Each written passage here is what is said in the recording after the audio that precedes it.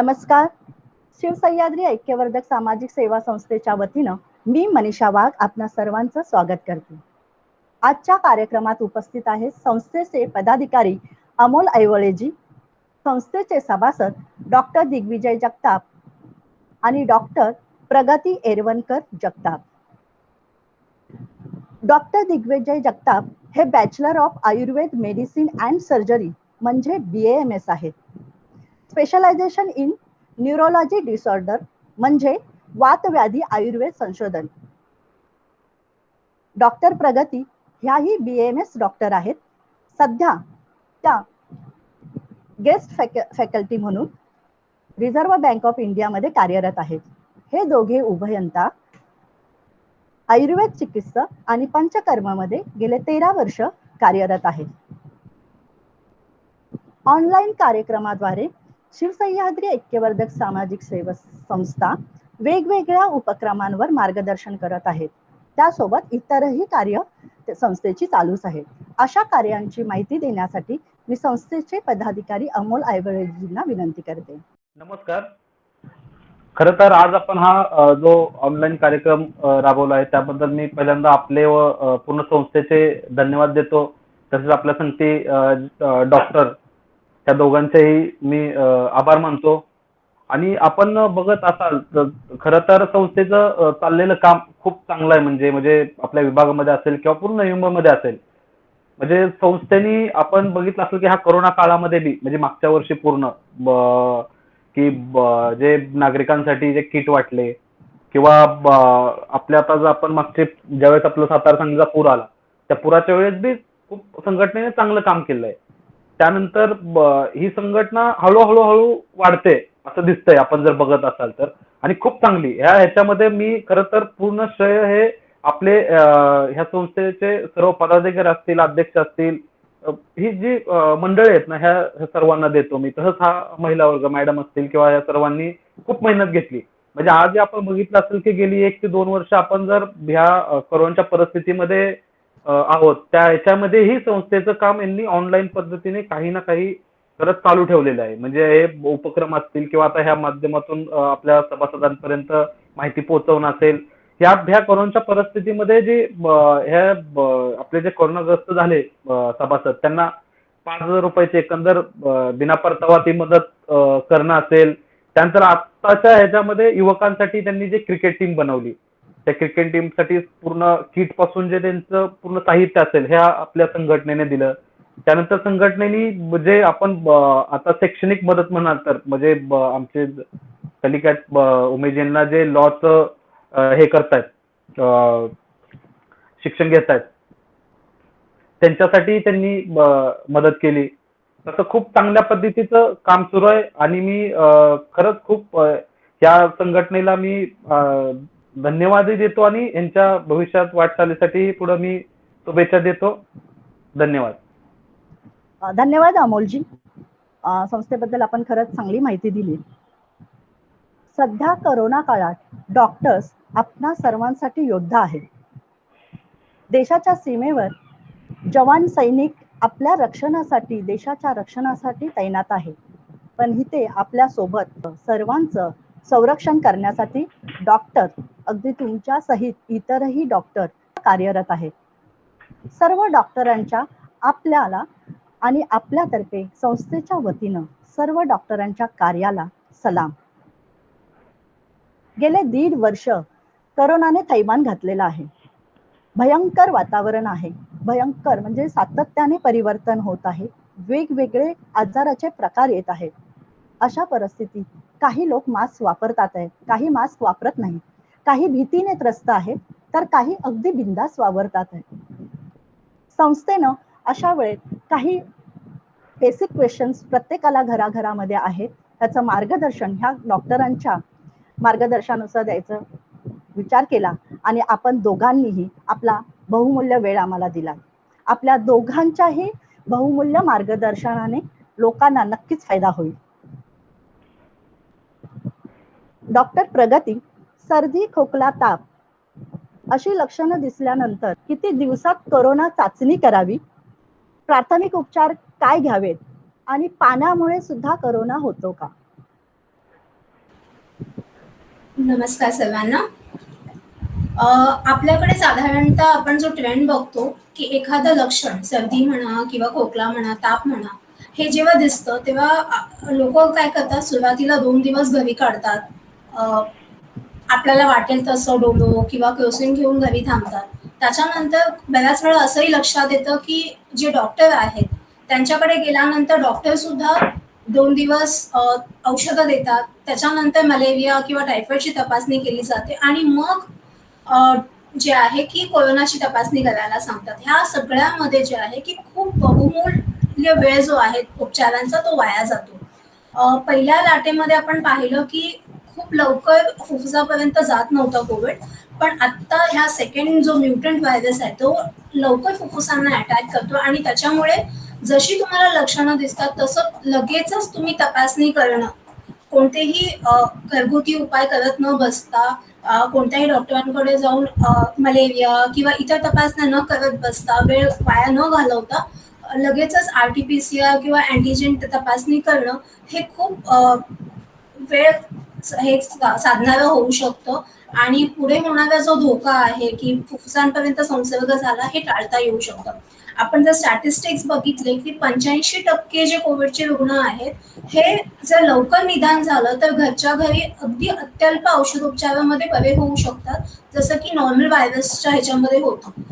आपल्याला पुढे आयसीयू मध्ये जाणं किंवा ऑक्सिजन लागणं किंवा महागडी नंतर स्टेरॉइड्स वगैरे लागणं हे कुठे होतं की जिथे निदान लवकर होत नाही. त्यामुळे लवकर निदान होणं, वेळ न वाया घालवता लवकरात लवकर चाचणी करणं हे मला वाटतं की असेल कोरोना लवकर बरं करण्यासाठी. दुसरा असा विषय आहे की कोरोना पाण्यातून किंवा खाद्यपदार्थांमधून पसरतो का? तर कोरोना हे जे आहे हे ड्रॉपलेट इन्फेक्शन आहे. म्हणजे संसर्गित रुग्णाच्या श्वासातून किंवा शिंकेतून किंवा खोकल्यातून जे तुषार बाहेर पडतात, ते तुषार जर आपल्या श्वसन मार्गामध्ये गेले तर आपल्याला कोरोनाचा संसर्ग होऊ शकतो. अन्यथा पाण्यातून किंवा खाद्यपदार्थांतून हा संसर्ग झालेला फारसं आढळलेला नाही आहे. पण त्याचा अर्थ असा होत नाही की आपण बाहेरचं जे खाद्यपदार्थ आहेत ते खाल्ले पाहिजेत किंवा मास्क न वापरता वावरलं पाहिजे. मास्क आणि सोशल डिस्टन्सिंग हे अत्यावश्यकच आहे.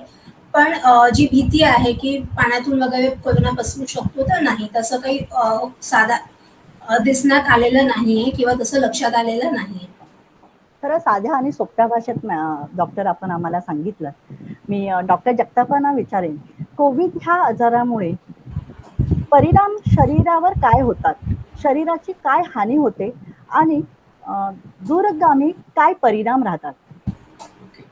तर सर्वश्रुत जे आहे, जे आपण सगळे IQ माहितीवर सगळ्यांना ज्ञात आहे की श्वसन हे प्रामुख्याने अफेक्ट झालेलं दिसतं. याला अक्यूट रेस्पिरेटरी डिस्ट्रेस सिंड्रोम हा एक प्रमुख भाग आहे की ज्यामुळे श्वसन संस्था कामी येते, लंग्स फायब्रोस होतात, घट्ट होऊन जातात. जे लंग्स स्पंज सारखे असतात, सॉफ्ट असतात, ते कडक होऊ लागतात. मग पूर्णच होईल ते एक्स्ट्रीम असतं, पण काही पॉकेट्स तसे होऊन राबी येते, सेकंडरी इन्फेक्शन लंग्स मध्ये होतात. हा झाला एक भाग जे आपण सगळ्यांना माहिती. दुसरा महत्वाचा भाग जो कमी चर्चेला गेला आहे मीडियामध्ये, तो म्हणजे मल्टी ऑर्गन फेलियर. आता कोविड हा फक्त लंग्स पुरता मर्यादित निश्चित नाही, तो शरीरभर सगळीकडे पसरतो. सुरुवात ही लंग्स मधून नक्की होते, श्वसनाद्वारे. श्वसन आणि पाचन संस्था हे प्रामुख्याने पहिल्या फेज मध्ये येतो. कालांतराने जेव्हा हा रक्तातून व्हायरस स्प्रेड व्हायला लागतो, तर ते व्हायरस बरोबर त्याचे विष पण त्याच्यातून पसरत असतात. त्या स्टेजला वायरेमिया असं म्हणतात. रक्तातून पुढे जाऊन केश नलिका असतात, ज्याला आपण कॅपिलरीज म्हणतो. कॅपिलरीज मधून एक्झुडेट म्हणून तो सेल्स पर्यंत जातो आणि सेल्सला तिथे आत जाऊन त्याचा RNA DNA रिॲक्शन होऊन तो मल्टिप्लाय होत असतो. असं करण्यामध्ये सेल्स जे खराब होतात त्याचे टाकाऊ पदार्थ होतात आणि व्हायरसेसचं प्रमाण वाढत जातं, आपले सेल डॅमेज होत जातात. तर ज्या ज्या ऑर्गन्सला ते अफेक्ट करतो त्या त्या ऑर्गन्समध्ये खराबी जाणून येते. आता याचा प्रतिरोध म्हणून आपलं शरीर काही प्रोटीन तयार करतं, त्याला सायटोकाईन म्हणतात. मग ते सायटोकाईन आपल्याकडून चांगलं काम करत असतात की ते विषाणूंना मारण्याचं काम किंवा त्यांचं विषारीपणा रोखण्याचं काम करत असतात.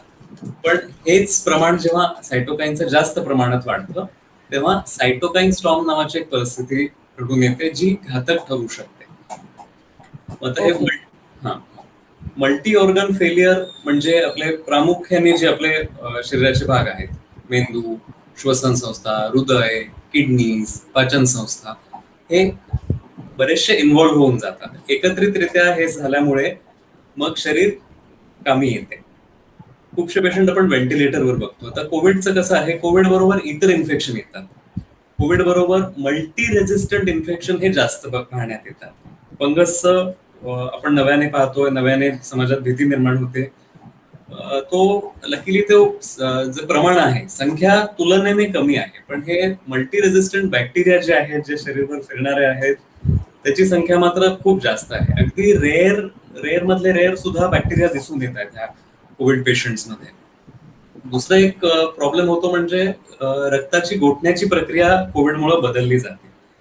तर ही प्रक्रिया बदलल्यामुळे शरीरातील रक्त गोठणं किंवा रक्तवाहिन्या फुटणं या दोन्ही गोष्टी होऊ शकतात, रक्तस्राव आणि गुठळ्या. सो मेंदूमध्ये याच्यामुळे पक्षाघात होऊ शकतो. आता पक्षाघात म्हणजे नॉट नेसेसरी एक बाजू गेली पाहिजे. मेंदूच्या काही भागात छोटे छोटे रक्तस्राव होऊ शकतात किंवा काही भागात मोठा रक्तस्राव होऊ शकतो. हे अर्ली आणि डिलेड दोन्ही सिम्पटम्स मध्ये दिसून येतात. हे शरीरभरात जे डेब्री म्हणतो, सेल डेब्रीज आणि वायरेमिया जो फिरत असतो रक्तामार्फत, त्याचा परिणाम आहे कालांतराने किडनी पण डॅमेज झालेली दिसून येते. ब्रेन मध्ये जाऊन हे मेंदूचे मस्तिष्क आवरण जे आहे, मेनिंजेस ज्याला म्हणतात, तिथेही इन्फेक्शन करू शकतात. कोविड आणि त्याच्यासोबत इतर असणारे विषाणू, त्यासोबत याला मेनिंजायटिस म्हणतात. ब्रेन मधला जो सॉफ्ट टिश्यू आहे, त्याला जेव्हा कोविड किंवा इतर व्हायरसेस आणि बॅक्टेरिया मारक ठरतात, ते एन्सेफलायटिस स्टेज असते.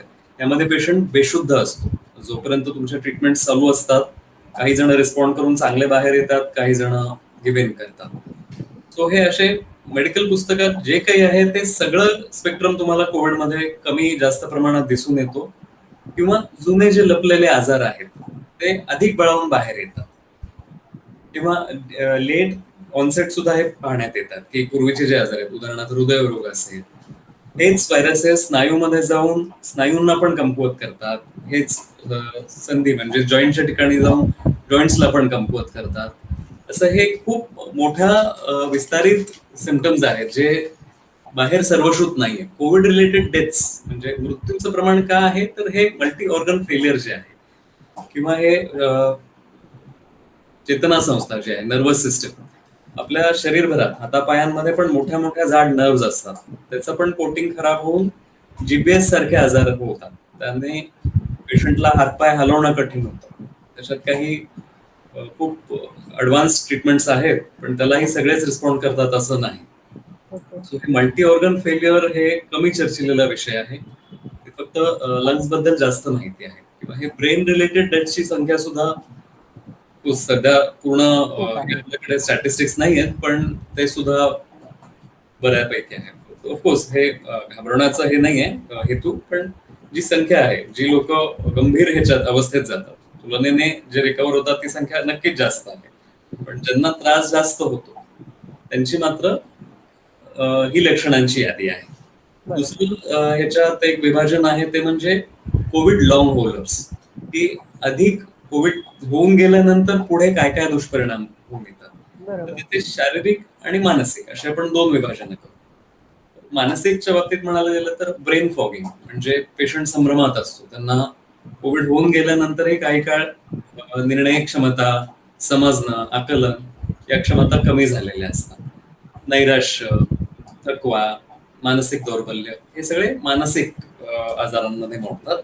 शारीरिक ह्याच्यामध्ये चक्कर येणे, डोकं दुखणे, सांधे दुखणे, मसल दुखणे, कानामध्ये आवाज येणे, छातीत दुखणे, धडधड होणे, इतर जुना हृदयरोग नवीन वर डोकं काढतो, असे हे खूप मोठा स्पेक्ट्रम आपल्याला कोविडमध्ये दिसतो. म्हणजे आमची पूर्ण वैद्यकीय ज्ञान प्रणाला मला लावावं लागतं की काय आहे आणि काय नाही, सगळ्या अँगलने विचार करावा लागतो. एक डायग्नोसिस सापडून पुरे होत नाही, आपल्याला 10 अँगलने विचार करावा लागतो की या पेशंटला अजून काय झालं असेल, अजून काय होऊ शकतं, आणि त्याच्यावर ट्रीटमेंट द्यावे लागतात. फक्त सुरुवातीच्या काळात जर कोविड होऊन गेल्यानंतर योग्य ट्रीटमेंट मिळाली तर मात्र हे पुढे जाणारे जे दूरगामी परिणाम आहेत ते आपल्याला टाळण्यात मदत होते. आयुर्वेदात आम्ही खूपशा पेशंट्सला ट्रीटमेंट देतोय, वर्ष झाले. कोविड होऊन गेल्यानंतर पोस्ट कोविड क्लिनिक आम्ही चालवतो. बरोबर डॉक्टर. ह्यालाच अनुसरून मी विचारेन, की अशा कोविडच्या परिणामांना कोणती चिकित्सा योग्य आहे? ओके. सो कोविडची चिकित्सा जी आहे डेफिनेटली पेशंट एकदा हॉस्पिटलची चिकित्सा तर स्टँडर्ड आहे, ते गोइंग ऑन आहे. पण त्यानंतर पोस्ट कोविड जे सिम्पटम्स आहेत ते मात्र मगाशी सांगितल्याप्रमाणे त्याचं एक क्लासिफिकेशन गरजेचं आहे. काय कुठे मोडतो पेशंट, त्याप्रमाणे रुग्णाच्या अवस्थेनुसार, प्रकृतीनुसार त्यांना शोधन, डिटॉक्सिफिकेशन किती झेपेल याचा विचार करून ट्रीटमेंट प्लॅन करावी लागते. त्या शोधनामुळे शरीरातले कुठे कुठे लपलेले इतर जंतू तेही बाहेर पडतात, किंवा हे जे कोशिका फुटल्यामुळे जे टाकाऊ पदार्थ असतात ते बाहेर निघतात आणि नवीन सेल तयार होण्यात मदत होते.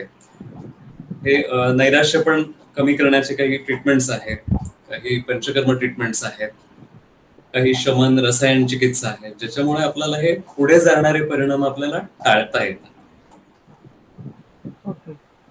खरंच प्रत्येकासाठी ही महत्त्वाची माहिती आहे आणि खरंच तुम्ही खूप छान प्रकारे हा विषय लोकांना समजणाऱ्या भाषेत मांडला. डॉक्टर प्रगती, कोरोनाच्या सुरुवातीपासूनच घरगुती उपाय म्हणून काढा घ्या सांगितलं जातं. तर असा काढा घेणं योग्य आहे का? आणि काढा घ्यायचा तर कोणता आणि किती प्रमाणात घ्यायचा? हा खूपच उपयुक्त असा प्रश्न आहे सर्वांसाठीच. आपण सगळेच खूप व्हॉट्सअप युनिव्हर्सिटी, गुगल आणि ह्या सगळ्यामुळे खूपच संभ्रमात आहोत सध्या, की काय करावं आणि काय नाही करावं. प्रत्येक जण आपापल्या अनुभवानुसार किंवा आपल्याला योग्य वाटेल असे सल्ले देतात. काही जणांनी अगदी चमचा इतकी प्रत्येक माणसी असे काढे बनवून घेतलेले आहेत. पण ह्याच्यापासून जितके फायदे होतात तितके तोटेही दिसलेले आहेत आपल्याला. त्यामुळे सगळ्यात सगळ्यात पहिलं आपल्याला जर कुठली गोष्ट ठरवायची आहे, की कोणतीही गोष्ट म्हणजे घरगुती उपाय म्हणून आपण एखादी गोष्ट करताना आपल्या जवळच्या वैद्यांचा किंवा डॉक्टरांचा सल्ला घेणं हे खूप गरजेचं आहे. आपण पहिल्या लाटेमध्ये बघितलं, की आर्सेनिका अल्बमच्या गोळ्या वाटण्यात आल्या होत्या, हे काढे वाटण्यात आले होते, काही जणांनी HCQ घेतल्या होत्या. पण त्याचे जितके फायदा व्हायला हवा होता त्याच्यापेक्षा तोटे जास्त दिसले आपल्याला. आयुष मंत्रालयाने काही आपल्याला प्रोटोकॉल्स हे करून दिले होते प्रतिबंधात्मक उपाय म्हणून. तर तो काढाही जो होता तो एक ढोबळमानाने तयार केलेलं हे होतं, जेणेकरून रुग्ण जे आहेत किंवा संबंधित व्यक्ती जे आहे की त्यांच्या वैद्यांकडे जाऊन त्यांचे सल्ले घेऊन मग त्या काढ्याचा उपयोग करणं ऍक्च्युली अपेक्षित होतं. पण तसं न घडता प्रत्येकाने आपल्या सोयीनुसार काढा बनवून घेण्याचा प्रयत्न केला. ह्याच्यात सगळ्यात सर्रास ऐकण्यात येणारी गोष्ट जी आहे ती गुळवेल आहे, गुळूची, ज्याला आम्ही वैद्य अमृता म्हणतो. अमृता म्हणजे जी अमृता समान आहे, म्हणजे अमृत घेतल्यानंतर कुणाला काही अपाय होत नाही. त्यामुळे गुळवेल जी आहे ती ताजी जर तुम्हाला मिळत असेल तर त्याचा काढा करून घेणं ते जास्त श्रेयस्कर राहू शकतो. काळं मिरी किंवा मसाल्याचे पदार्थ जे आहेत ते व्यक्तिसापेक्ष असू शकतात, पण गुळवेल जी आहे ही प्रत्येकाने घेण्यासारखी योग्य अशी काढ्याची वनस्पती आपण म्हणू शकतो. गुळवेल आहे, तुळस आहे, यांचा काढ्यामध्ये आपण समावेश करू शकतो आणि त्याच्यापासून काही दुष्परिणाम दिसत नाही. आता काढ्याचं प्रमाण किती असावं तर ते व्यक्ती सापेक्षच ठरवता येईल आपल्याला. आणि बॅकग्राऊंड मध्ये त्यांना काही कोमोबिडिटीज आहेत का, अन्य कोणते आजार आहेत का, वय काय आहे, त्यांची पचनशक्ती काय आहे, ह्या सगळ्यांचा विचार करूनच आपल्याला काढ्याचं योग्य तो प्रमाण आणि योग्य ती मात्रा सांगता येऊ शकते. आम्ही ह्यातलं एक सोल्युशन म्हणून गेल्या वर्षभरामध्ये ज्या आयुष काढा जो सांगितला गेला होता त्याच्यामध्ये थोडे बदल करून अन्य अश्वगंधा वगैरे वनस्पती ऍड करून आपण त्याच्या गोळ्या करून घेतल्या, ज्या आपण गेले वर्षभर आपल्यासाठी आणि आपल्या रुग्णांसाठी वापरतोय आणि त्याचे खूपच चांगले रिझल्ट्स आले आहेत, की जेणेकरून बऱ्यापैकी रुग्णांमध्ये कोरोना झाला नाहीये त्या गोळ्या घेतल्यानंतर, आणि ज्यांच्यामध्ये झाला त्यांच्यामध्ये अत्यल्प सौम्य लक्षणं दिसून आली होती. तर असे प्रत्येक वैद्य आपल्या आजूबाजूचे कोणता ना कोणता उपाय तुम्हाला सुचवू शकतात. तर तुम्ही स्वतःच्या मनाप्रमाणे औषध न घेता आपल्या वैद्यांच्या किंवा डॉक्टरांच्या सल्ल्याने काही प्रतिबंधात्मक उपाय केले तर ते जास्त श्रेयस्कर होऊ शकतं. खरंच काढ्याबद्दल पण तुम्ही दोघेही एकदम योग्य मार्गदर्शन करत आहात. पण दैनंदिन जीवनामध्ये आहार सुद्धा महत्वाचा. तर डॉक्टर जगताप, आहार कोणता घ्यावा व आहार कोणता घेऊ नये? ओके. हा खरंच खूप महत्वाचा आणि सर्वांना पडणारा प्रश्न आहे. कारण सरसकट प्रोटीन घ्या, प्रोटीन घ्या, प्रोटीन घ्या, पण ते पुरेसं होत नाही. त्याला एक बॅलन्स लागतो आणि सगळ्यात महत्वाचं म्हणजे पेशंटचं पचन चांगलं पाहिजे. पचन चांगलं असेल तर खाल्लेलं पचू शकतं. मग अग्निप्रदीपक असं जिरे, ओवा असे असणारे पदार्थ त्याचं प्रमाण रुग्णाच्या प्रकृती अनुसारच ठरवलं पाहिजे. पचन चांगलं पाहिजे, त्यासोबतच पौष्टिक आहार, नक्कीच प्रोटीनचा अंतर्भाव तर झालेलाच पाहिजे. दूध, दुग्धजन्य पदार्थ हे देखील प्रकृती अनुसार द्यावे. ताक सगळ्यांना चालू शकतं, तूप काही प्रमाणात सगळ्यांना चालू शकतं, दूध कमी जास्त प्रमाणात बलाबलाप्रमाणे. तंतुमय आणि फळं युक्त पदार्थ हे जास्त चांगले, जेणेकरून पचन चांगलं होऊ शकतं. यासोबतच लघु व्यायाम अपेक्षित आहे, कारण थकवा खूप जास्त येतो या आजारामध्ये. केवळ बसून राहणं किंवा अतिव्यायाम करणं दोन्हीही एक्स्ट्रीम गोष्टी आहेत ज्या आपल्याला टाळायच्या आहेत. सो आहार असा असावा, सुपाच्य असावा आणि क्रमवारे थोडा थोडा हालचाली वाढवत, पचन चांगलं करत मग तुम्ही पौष्टिक आहाराकडे जास्त वळलं पाहिजे किंवा त्याची क्वांटिटी वाढवली पाहिजे. मांसरस पचायला हलका आहे, म्हणजे सूप्स ज्याला आपण म्हणतो, सूप्स पचायला हलके आहेत, ते घेणं चांगलं. अति प्रमाणात नॉनव्हेज या अवस्थेमध्ये टाळावं. मूग, मटकी असे हलके पदार्थ चालतील. ज्वारी, नाचणी हे देखील पदार्थ चांगले. जास्त क्वांटिटीमध्ये नॉनव्हेज, घेवडे, पावटे, वाटाणे हे पदार्थ नक्कीच टाळावेत. आंबवलेले शिळे पदार्थ हे तर नक्की वर्ज्य करावेत त्यामध्ये. यासोबतच थोडंसं स्नेहन म्हणजे तेलाने मसाज, जे सांधे दुखतात अशा ठिकाणी मेडिकेटेड ऑइलचा मसाज, याने सुद्धा पेन रिलीफ चांगला आणि लवकर येतो. याच्यात तुम्हाला शारीरिक आणि मानसिक, म्हणजे हे डेफिनेटली पंचकर्म केलं तर बलाबलानुसारच ठरवावं लागेल, पण घरच्या घरी सुद्धा जर केलं तर बहुतांशी आपल्याला चांगला उपशय मिळतो. Okay, thank you. डॉक्टर प्रगती, महिला म्हणून बऱ्याच समस्या आहेत. कुटुंबामध्ये नवदाम्पत्य आहे, गर्भवती महिला आहेत, स्तनपान देणाऱ्या माता भगिनी आहेत. अशा वेळेस आता वॅक्सिन घ्यावं, यावेळेस प्रश्न पडला आहे की ह्यासाठी अशा परिस्थितीमधल्या व्यक्तींसाठी काही नियमावली आहे का, किंवा त्यांनी वॅक्सिन घेण्यापूर्वी काय काळजी घ्यावी? आपण सगळ्यांसाठीच वॅक्सिन येणं आणि वॅक्सिन घेणं ह्या गोष्टीमध्ये बराच संभ्रम आहे. कारण ही पहिल्यांदाच आपल्या प्रत्येकाच्या आयुष्यामध्ये असं पहिल्यांदाच घडलंय की इतक्या तत्काळ एखादं वॅक्सिन आलंय, अप्रूव्ह झालंय आणि आपल्याला आता ते घ्यायचं आहे. तर घेण्यापूर्वी घेऊया की नको घेऊया हा संभ्रम सामान्य माणसाच नाही तर आम्हा डॉक्टरांमध्ये सुद्धा बऱ्यापैकी दिसून येतो. काही प्रोटोकॉल्स नुसार जर आपण जायचं म्हटलं तर प्रेग्नेंट ज्या लेडीज आहेत, ज्या आता ज्यांचे प्रेग्नन्सी चालू आहे, ज्यांनी कन्सिव्ह केलं आहे, अशा महिलांमध्ये प्रोटोकॉलनुसार तरी वॅक्सिनेशन नाही केलं पाहिजे, अवॉइड केलं पाहिजे. कारण त्यांच्यावरती क्लिनिकल ट्रायल्स झालेले नाही आहेत प्रेग्नन्सी वुमेनमध्ये, आणि म्हणून आपल्याला माहित नाही की त्याचे दूरगामी परिणाम काय होणार आहेत मातेवरती आणि होणाऱ्या बाळावरती. त्यामुळे अशा महिलांमध्ये नक्कीच वॅक्सिनेशन करू नये. सध्याच्या एक जो नवीन अहवाल आलाय त्याच्यानुसार स्तनदा माता ज्या आहेत, ज्या लॅक्टेटिंग वुमेन आहेत, त्यांनी वॅक्सिन घ्यायला काहीच हरकत नाहीये, त्या वॅक्सिन घेऊ शकतात आणि त्याच्यानंतर फिडिंगही कंटिन्यू केलं जाऊ शकतं. ह्याच अनुषंगाने एक दुसरी गोष्ट येते की समजा मातेला कोरोना झालाय आणि बाळ निगेटिव्ह आहे, मग खूप वेळा असा प्रश्न येतो आमच्या समोर की मग काय करायचं, की बाळाला जवळ घ्यायचं की नाही आईने. स्पेशली जे लहान मुलं आहेत, वर्षा 2 वर्षाची मुलं जी आहेत, जी आईशिवाय राहू शकत नाही, त्यांच्या बाबतीत काय केलं पाहिजे.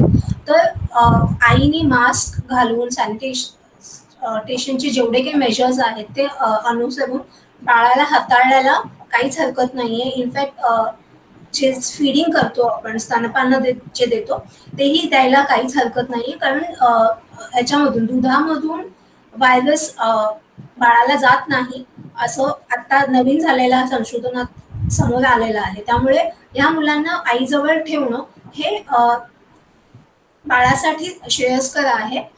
जर असं झालं की आई पॉझिटिव्ह आहे आणि बाळही पॉझिटिव्ह आहे, तर दोघांना एकत्र ठेवण्यात तर काहीच हरकत नाहीये. काही वेळेस असंही होतं की बाळ फक्त पॉझिटिव्ह आहे आणि आई पॉझिटिव्ह नाहीये. अशा वेळेला पण आई बाळाजवळ राहू शकते.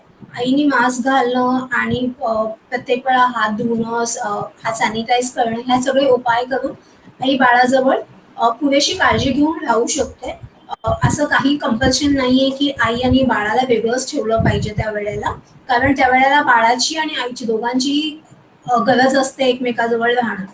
तर मानसिक आणि शारीरिक ह्या दोन्ही गरजांकडे बघता आई आणि बाळ हे दोघं एकत्र राहू शकतात, कोविड झालं असलं तरी सुद्धा. आता पुन्हा जर आपण व्हॅक्सिनकडे वळूया तर मध्ये व्हॉट्सअपवरती खूप एक मेसेज फिरत होता की मेन्सेस चालू असले तर आपण व्हॅक्सिन घेऊ नका, तेव्हा प्रतिकारशक्ती कमी असते. तर ह्याच्यात काहीही तथ्य नाहीये. मेन्सेसच्या वेळेला प्रतिकारशक्ती कमी असते किंवा असं काही नाहीये.